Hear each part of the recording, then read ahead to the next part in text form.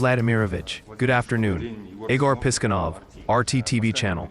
The Easter truce has ended. How would you rate it? And what is its current status? Has hostilities resumed since its end?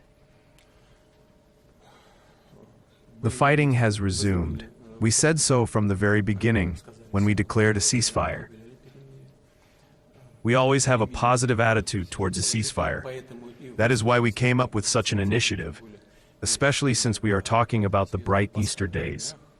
This is a holiday for all Christians.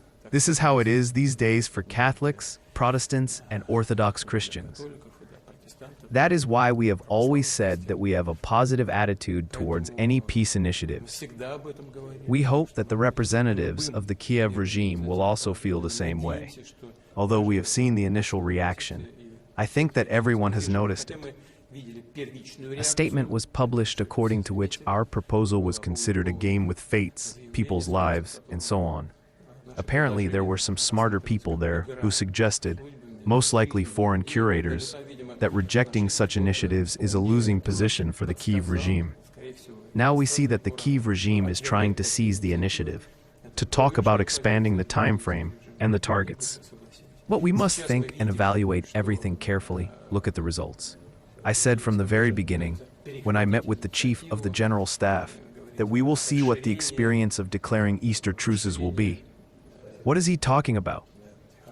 In general, we are seeing a decrease in combat activity on the part of the enemy. This is true. These are the assessments of the group commanders. Nevertheless, there were almost 5,000 violations, 4,900. Of these, 6 attacks and 90 attempts to strike aircraft-type UAVs. In my opinion, 1,400 artillery shellings. But overall, there was a decrease in activity. We welcome this and are ready to look to the future. As for the proposal not to hit civilian infrastructure facilities, this needs to be sorted out. For example, everyone knows well the attack of our armed forces on the Converse Center of Sumy University. But there was an award ceremony for those who committed crimes in Kursk Oblast, units in the SU and nationalists. And these are the people we consider criminals, who should have received deserved retribution for their actions in the suburban area, including Kursk. They received this retribution. This was done precisely to punish them. Are these civilian objects or not? But the regime uses these civilian objects. Or just recently, a few days ago, our armed forces struck in the Odessa region. This is a small settlement in the Odessa region, 82 kilometers, I think, from Odessa. What kind of facility is this? An agricultural facility, hangars, and agricultural enterprise. There, the Kyiv authorities, together with foreign curators and assistants, tried to organize not only the production, but also the testing of a new missile system. That's where the strike was carried out. So are these civilian objects or not? Civilians. But it was used for military purposes. Or they hold some gatherings in the restaurant. Those people who deserve the most severe punishment for committing a crime. This also happened. In a restaurant, they hold gatherings, meetings, conferences, celebrate something, drink vodka, and so on. That's where they struck too. It's a civilian facility. Civilian. But what was the target? Military. This needs to be sorted out. This is all a subject for careful study.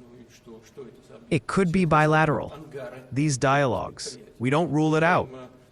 So we will analyze all of this and make appropriate decisions for the future. Alexander Yemelshin. Sad news comes from the Vatican. The Pope has died. You met him many times. You respect each other. He came up with various initiatives. You have already sent a telegram of condolence. Can you say a few words about this man again?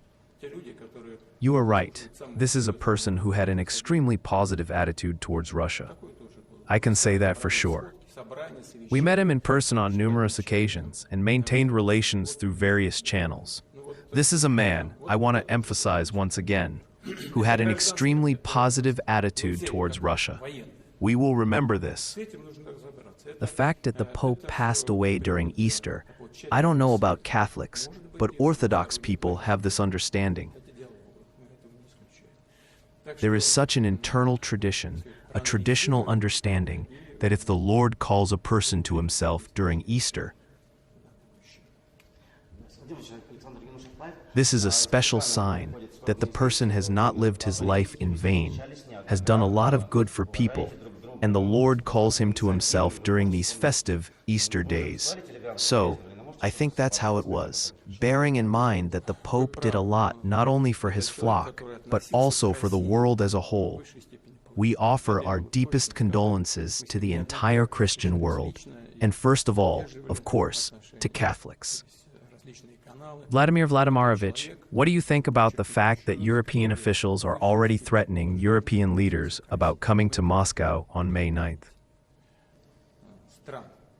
In order to threaten, you need to have the necessary tools to carry out your cargo.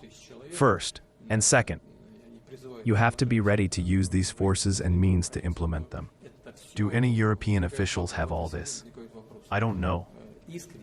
If the potential of the countries that stand behind them is limited to millions, there are 1,300,000 people there, and they call for continuing the war to the last Ukrainian.